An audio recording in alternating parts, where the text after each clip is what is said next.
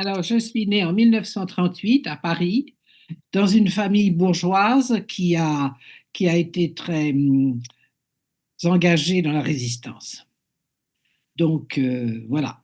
Donc, ça a été évidemment très important pour moi. Je peux dire que ce qui a déterminé probablement ma vocation d'avocat, c'est qu'en 1945, mon père a terminé la guerre comme il était journaliste, comme correspondant de guerre dans l'armée canadienne et il a ouvert des camps de concentration et il a rapporté les photos qui ont fait le tour du monde.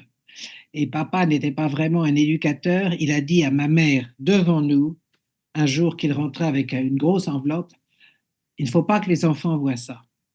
Alors évidemment, dès qu'il a eu le dos tourné, j'ai fouillé son bureau pour savoir ce qu'il m'était interdit de voir. Et là, j'ai eu le choc de ma vie, je ne m'en remettrai jamais.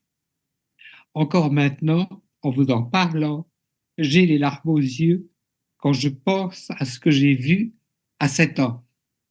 À 7 ans, j'ai vu ce que l'homme peut faire à l'homme. J'ai vu ces morceaux de cadavres, ces, ces survivants squelettiques, enfin tout ce que vous savez des camps de concentration. Donc je me suis dit, eh bien, quand je serai grande, je ferai le contraire.